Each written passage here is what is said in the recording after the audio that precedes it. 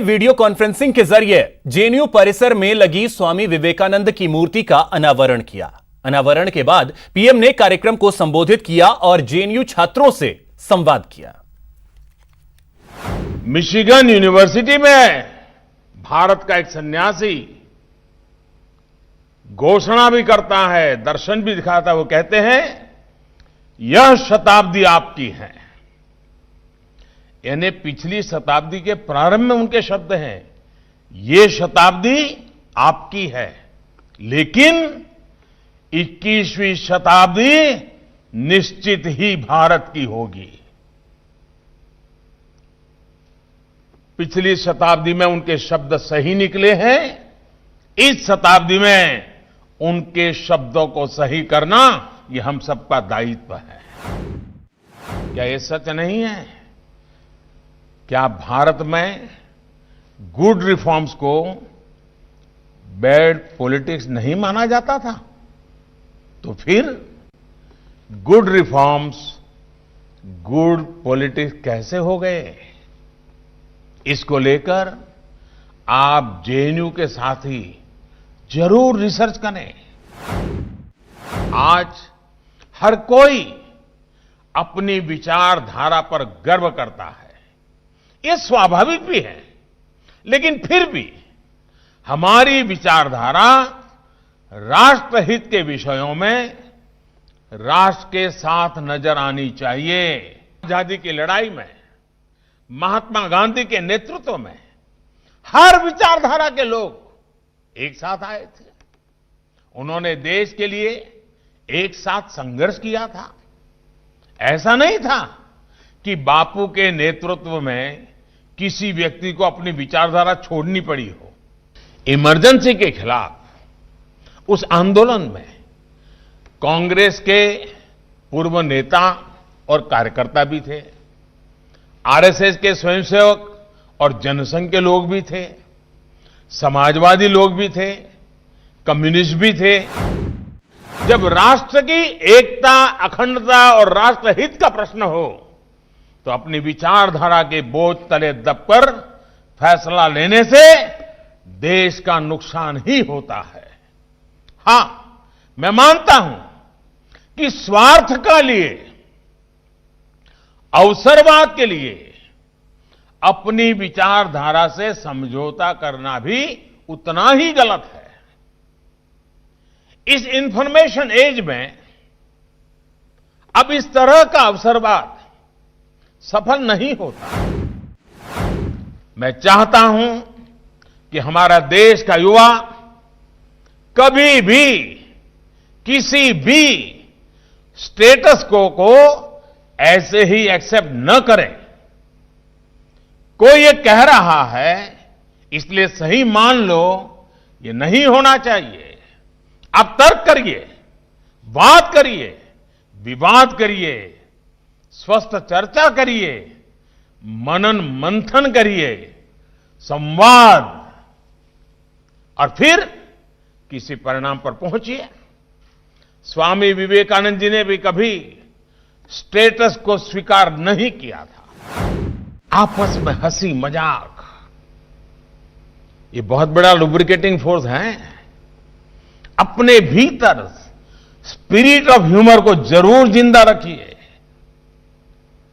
कभी कभी तो मैं कई नौजवानों को देखता हूं जैसे इतने बोझ नीचे दबे हुए होते हैं, जैसे सारा पूरी दुनिया का बोझ उनके सर पे है। कई बार हम अपनी कैंपस लाइफ में, पढ़ाई में, कैंपस पॉलिटिक्स में ह्यूमर को ही भूल जाते हैं। इसलिए हमें इसे बचाकर रखना है। अपने सेंस ऑफ ह्यूमर को खोने नहीं देना है।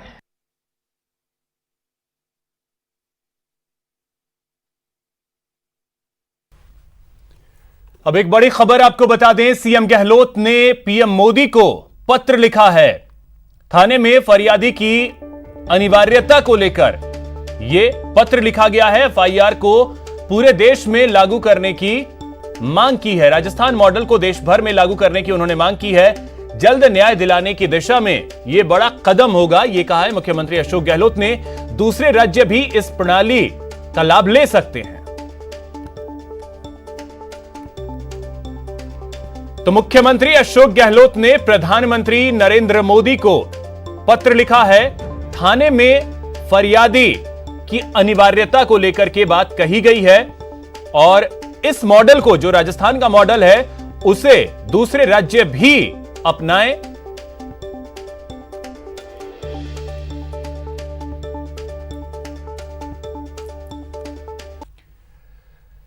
बात करते हैं सचिन पायलट की, जो कि कोरोना पॉजिटिव हो गए हैं। पायलट ने खुद ट्वीट करके इसकी जानकारी दी है, जिसके बाद मुख्यमंत्री अशोक गहलोत ने भी ट्वीट किया और पायलट के जल्द स्वस्थ होने की कामना की है।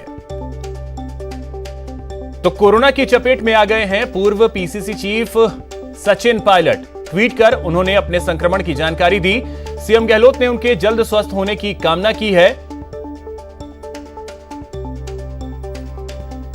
और सचिन पायलट ने ट्वीट किया और उन्होंने बताया कि उनका कोविड-19 का जो टेस्ट है वो पॉजिटिव आया है और पिछले कुछ दिनों में जो भी उनके संपर्क में आए हुए लोग हैं वो भी अपना टेस्ट करवा लें। ये ट्वीट किया है सचिन पायलट ने।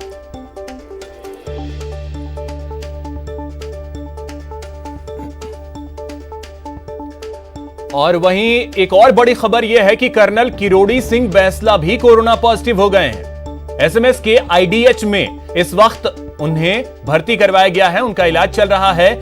सांस लेने में तकलीफ के चलते उन्हें भर्ती कराया गया। और आपको बता दें कि बैंसला जो हैं वो डायबिटीज और हार्ट के मरीज हैं। बैंसला ने कल रात सीएम अशोक गहलोत से भी मुलाकात की थी। इससे पहले कैबिनेट सब कमेटी के साथ जो समझौता बैठक हुई थी, जिसमें मंत्री बीडी कल्ला, टीकाराम जूली, सुभाष गर्ग मौजूद थे। इसके अलावा 17 लोग जो शामिल हुए थे, जो डेलीगेशन था गुर्जरों का, वो 17 लोग, कर्नल बैंसला उसमें शामिल थे। और अब जो जानकारी आई है कि वो कोरोना पॉजिटिव हो गए। तो वहीं बात अगर मरुधरा की करें, कोरोना की रफ्तार यहां पर अब एक बार फिर से तेज होती जा रही है। बीते 24 घंटे में यहां पर 2176 केस सामने आए हैं, जबकि 13 लोगों की मौत हुई है। अब तक कोरोना से 2032 लोगों की मौत हो चुकी है। कुल केसेस की बात करें तो वो 2,19,000 के पार जा पहुंचा है। हालांकि अच्छी बात यह भी है कि 2 लाख से ज्यादा लोग जो हैं वो डिस्चार्ज भी हो चुके हैं। प्रदेश में इस समय 17,352 एक्टिव केस हैं। लेकिन बीते 2 दिन में अगर देखें तो कोरोना की रफ्तार एक बार फिर से तेज हुई है। जहां 1600, 1700, 1800 केसेस आ रहे थे, वो अब 2000 को पार कर गए। कल भी 2000 से ज्यादा केस सामने आए थे। आज भी 2176 केस सामने आए हैं।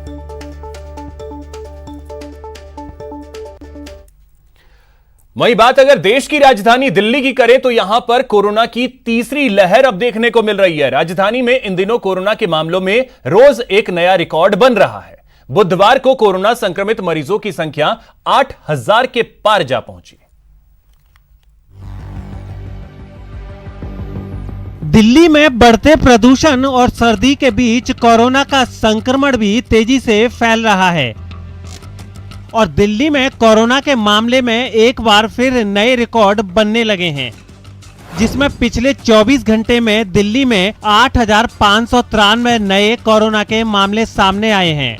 तीसरी लहर के दौरान अब तक दिल्ली में एक दिन में ये सबसे ज्यादा दर्ज पॉजिटिव केस की संख्या है, जिससे दिल्ली में संक्रमितों की कुल संख्या 4,59,957 तक पहुंच गई है। इसके अलावा दिल्ली में पिछले 24 घंटे में कोरोना पीड़ित 85 मरीजों की मौत भी हो गई है और दिल्ली में महामारी से जान गंवाने वालों की संख्या अब 7,228 हो गई है। बता दें कि दिल्ली में 23 जून के आसपास कोरोना की पहली लहर आई थी। 17 सितंबर के आसपास दूसरी लहर आई और माना जा रहा है कि अब कोविड-19 संक्रमण की ये तीसरी लहर है, जिसमें पिछले 10 दिनों से कोरोना संक्रमण के मामले लगातार बढ़ते ही जा रहे हैं। बता दें कि दिल्ली में बीते 5 नवंबर को कोरोना से संक्रमित 6,715 नए मरीज सामने आए थे और 66 लोगों की मौत हो गई थी।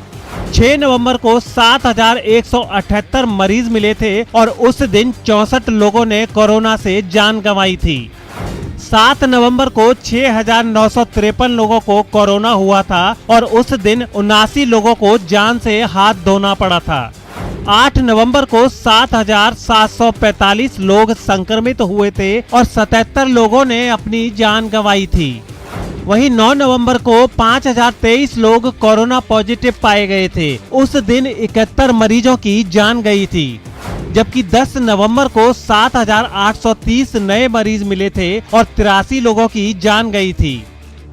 दिल्ली में बढ़ रही ठंड और प्रदूषण के बीच कोरोना फिर से पांव पसार रहा है। जरूरत है सावधानी बरतने और सतर्क रहने की, नहीं तो दिल्ली में हालात खतरनाक हो सकते हैं। Bureau report, news 18 network. यहां रुकेंगे एक छोटे से ब्रेक के लिए।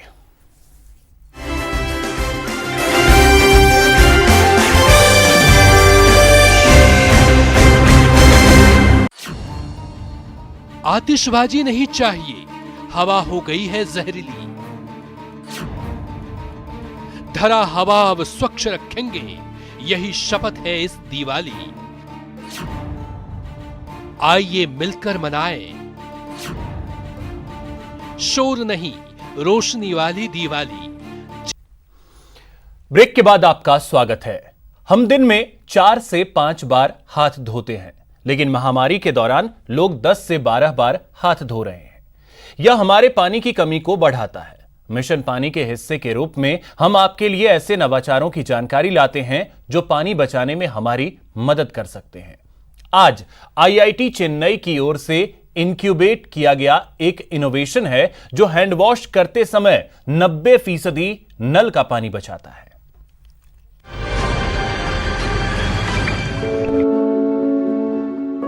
हम औसतन दिन भर में 4 से 5 बार हाथ धोते थे, लेकिन महामारी के दौरान इस आंकड़े में इजाफा हुआ। हम जब भी हाथ धोते हैं काफी ज्यादा पानी बर्बाद होता है, क्योंकि सिर्फ एक तह तक पानी का इस्तेमाल होता है, बाकी पानी नीचे गिरकर बर्बाद होता है। हमने एटोमाइजेशन की तकनीक से ये प्रोडक्ट तैयार किया है, जिससे पानी की हर एक बूंद लाखों और करोड़ों में तब्दील हो जाती है। इस प्रक्रिया के चलते लगभग 95% पानी की खपत हो जाती है। एक मामूली नल से आपको 1 मिनट में 10 से 15 लीटर पानी मिलेगा, जबकि हमारे प्रोडक्ट से आपको हर मिनट सिर्फ 500 मिलीलीटर पानी मिलेगा। यही फर्क है नॉर्मल फ्लो और हमारे प्रोडक्ट में। इस एटोमाइजेशन टेक्नोलॉजी का इस्तेमाल खास तौर पर इंडस्ट्रियल एरिया में कूलिंग और सेटलिंग के लिए किया जाता है, लेकिन हमारी कोशिश है कि इस प्रोडक्ट का इस्तेमाल घरेलू कामकाज में भी हो, जिससे पानी की बचत हो और एक नया बदलाव आ सके। हमारे ये वाटर सेवर किसी भी नल में लगाया जा सकता है। मेरा लक्ष्य है कि भारत के हर एक कोने तक हम पहुंचे। हम चाहते हैं हमारा ये प्रोडक्ट सरकारी दफ्तरों और स्कूलों में इस्तेमाल हो, कम्युनिटी शौचालय में इस्तेमाल हो। आपको बता दें कि ऐसा करने से पानी काफी मात्रा में बचाया जा सकता है। एक कंपनी ने 30 लाख देकर हमारा प्रोडक्ट खरीद लिया और अपने सारे दफ्तरों में प्रोडक्ट इंस्टॉल कर दिया। ऐसा करने से सालाना उन्होंने 45 करोड़ की बचत की। उन्होंने सिर्फ पैसा ही नहीं बचाया, बल्कि एनर्जी जैसे बिजली भी बचाई।